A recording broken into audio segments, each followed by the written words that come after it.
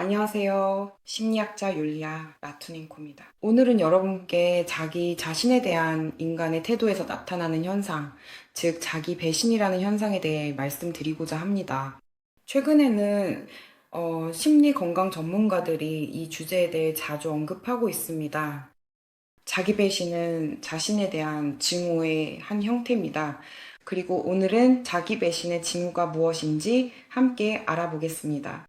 이러한 지표들을 통해 여러분도 자신에게 이 현상이 있는지 확인할 수 있을 것입니다. 여러분이 자신을 배신하고 있는지 아닌지 알 수 있습니다.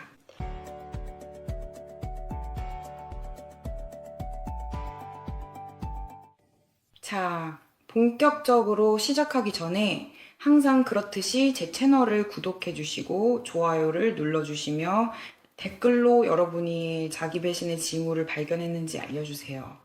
그럼 이제 여러분 앞에 자신을 배신하고 있다는 7가지 지표를 소개하겠습니다. 첫 번째 징후는 바로 여러분이 자주 이런 말을 한다는 것입니다.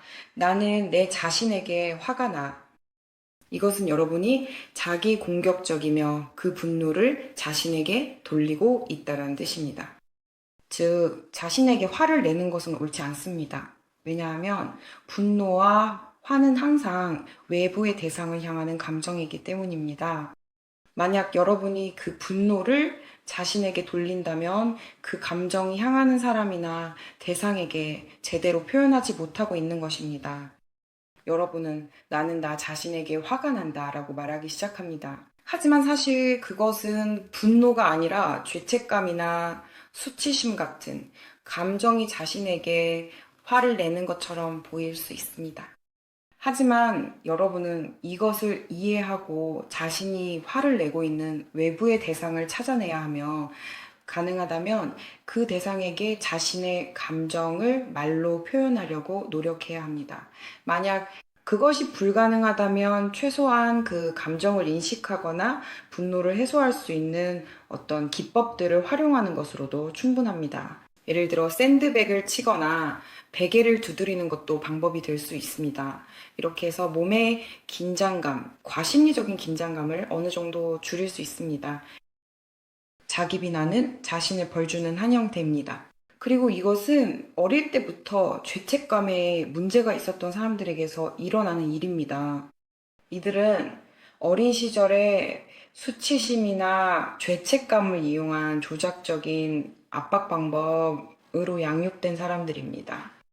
그래서 여러분은 어떤 갈등 상황이 발생했을 때 모든 잘못과 책임을 전부 자신에게 돌렸다면 단순히 책임을 자신과 다른 사람들 사이에 나누는 법을 배워야 합니다. 갈등에 참여한 사람이 몇 명이면 그만큼 책임의 몫도 나누어져야 합니다. 즉, 두 사람이 있고 그 사이에 갈등이 발생했다면 자신의 책임 50%와 상대방의 책임 50%를 찾아보세요. 책임감은 성숙한 사람의 영역이고 죄책감이나 자기 비난은 부모, 자녀 관계에서 나타나는 감정입니다. 그러니 모든 것을 책임감으로 전환하세요. 이렇게 자신을 배신하고 있다는. 첫 번째 신호는 끝없는 자기 비난, 자기 처벌, 자기 파괴, 그리고 자기 혐오입니다. 또한 자신에게 죄책감, 과도한 죄책감, 심지어 다른 사람의 죄책감까지 떠안으려는 것도 포함됩니다. 즉, 일어난 일에 대한 책임을 나누지 못한다는 것입니다.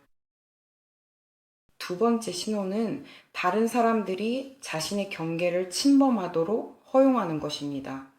즉, 거절하거나 아니요, 멈춰라고 말하는 것으로 인해 상대방이 상처받을까 두려워하고 관계나 애착, 그 사람 자체를 잃을까봐 두려워한다는 뜻입니다. 상대방이 당신에게 화를 낼까봐 두려워서 침묵하고 참는 쪽을 선택합니다. 당신의 개인적인 경계가 무너지는 것을 허용하는 선택을 하게 됩니다. 당신은 자신에게 불쾌한 일을 멈추게 할 줄 모르고, 아니요, 멈춰요. 이건 저에게 이득이 아니에요. 이건 저에게 불쾌해요. 그렇게 하지 마세요. 라고 말할 줄 모릅니다. 그리고 상대방을 상처 입히거나 아예 잃게 될까봐 두려워합니다. 하지만 모든 사람은 자신의 경계를 가질 권리가 있습니다. 그리고 만약 여러분의 주변에 여러분이 자신의 경계를 가지고 있다는 것에 불쾌해하는 사람들이 있다면 그들은 여러분이 작별을 고해야 할 사람들입니다. 왜냐하면 진정한 친구들, 진정으로 여러분을 사랑하는 진짜 주변 사람들은 여러분의 개인적인 경계와 아니오와 멈춰라고 말할 권리를 받아들일 것이기 때문입니다. 자신을 배신하고 있다는 세 번째 신호는 바로 자신을 다른 사람들과 비교하는 습관입니다. 특히 그 비교가 자신에게 불리할 때 그렇습니다. 즉, 여러분은 항상 자신을 비교하면서, 저 사람은 뭔가 더, 잘 해냈네, 라고 생각합니다. 나는 그렇지 못해. 모두가 뭔가를 이룰 수 있는데, 나는 못해. 나는 실패자야. 나는 이렇고 저렇고 라고 생각합니다.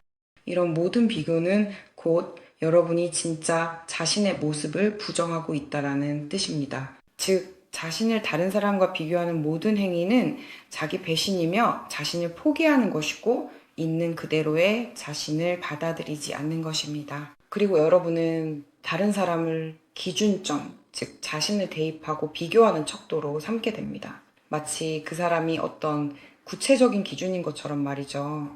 이렇게 자신을 다른 사람과 비교하지만 사실 이 과정은 완전히 무의미한 것입니다.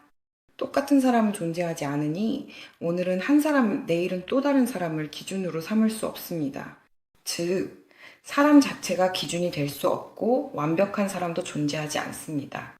즉, 자신을 있는 그대로 받아들이고 사실상 질투를 불러일으키는 이 자기 비교의 과정을 멈춰야 합니다.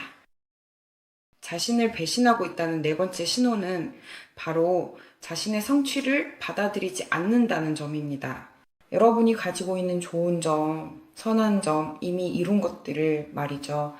여러분의 초점은 항상 자신에게 부족한 것에 맞춰져 있습니다. 즉, 여러분은 항상 없는 것에 집중하고 이미 가지고 있는 것에는 집중하지 않습니다. 이렇게 해서 여러분은 스스로에게 부정적인 사고방식과 부정적인 태도를 형성하게 됩니다. 여러분은 이미 가지고 있는 모든 것을 소화하거나 받아들이지 못합니다. 즉, 여러분은 항상 결핍 상태에 있으며 뭔가가 부족하다고 생각합니다.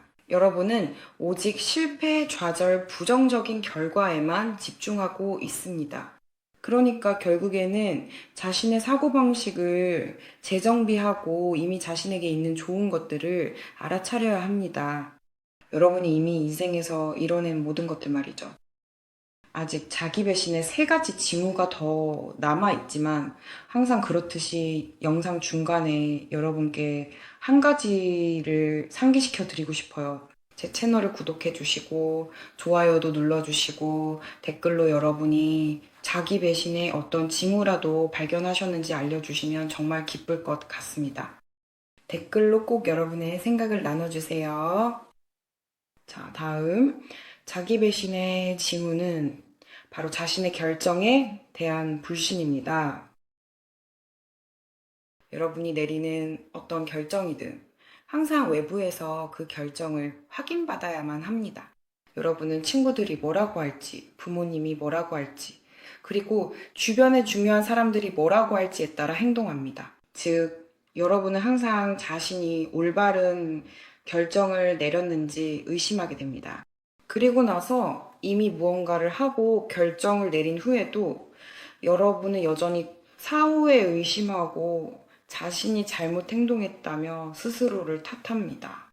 즉, 무엇을 하든 결국 자신을 탓하게 되고 그 결정이 잘못된 것이었다고 스스로에게 증명하려 듭니다. 이것이 바로 자기 비하입니다. 사실상 자기 배신의 모든 징후는 심리에서 자기 비하라는 과정의 징후이기도 합니다.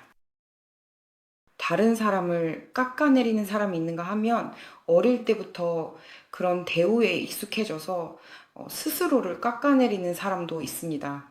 그들은 비판받고 깎아내려지고 비난받았으며 항상 불만을 들었고 칭찬은 거의 받지 못했습니다. 그래서 이런 방식이 익숙해졌고 그 사람은 그것을 성인이 되어서도 계속 가지고 가게 된 것입니다. 따라서 여러분은 이것을 인식하고 자신에 대한 태도를 바꿔야 하며 어린 시절부터 계속 이어온 모든 병적인 과정을 멈춰야 합니다. 자, 계속해서 다음으로 넘어가겠습니다. 다음으로 자신을 배신하고 있다는 또 다른 신호는 바로 자신의 과거를 받아들이지 않는다는 점입니다. 여러분은 자신의 과거를 부끄러워합니다. 심지어 아무도 그 사실을 모른다 해도 말이죠. 여러분은 과거를 떠올릴 때마다 어떤 부끄러움이나 그때는 다르게 행동했어야 했는데 라는 자책감이 듭니다. 그렇게 하면 안 되지만 이렇게 해야 해요. 그때 그렇게 했으면 안 됐고, 이렇게 했어야 했다고 생각합니다. 이렇게. 여러분은 마치 자신의 과거 결정을 받아들이지 않는 것처럼 행동하지만 사실 그 결정들은 매우 소중했고 여러분의 경험이자 실수가 아니라 여러분의 영혼이 자신의 성장, 경로를 찾으려 했던 시도였습니다. 그리고 만약 여러분이 과거에 여러분에게 상처를 준 나쁜 사람과 엮였더라도 그 사람 역시 여러분의 인생에 꼭 필요했던 존재였습니다. 그것이 바로 여러분의 심리적 성장의 길이었습니다. 그렇게 해야만 했던 이유는 다른 방식으로는 여러분이 깨닫지 못했을 것이기 때문입니다. 그러니 제발 여러분의 과거를 받아들이세요. 여러분에게 일어난 모든 일은 모두 반드시 일어나야만 했던 일입니다. 그렇게 여러분의 영혼이 선택한 것입니다. 그렇게 여러분의 잠재의식이 선택한 것입니다. 그리고 마지막 7번째 자기 배신의 징후는 바로 가면 증후군입니다. 여러분은 자신의 중요한 성취를 모두 우연이라고 생각합니다. 이 모든 것이 자신의 공로가 아니라고 여깁니다. 이 모든 것은 우연히 일어난 일이라고 생각합니다. 그리고 만약 사람들이 여러분이 진짜 누구인지 알게 된다면 그들은 여러분의 정체를 간파할 것이라고 생각합니다.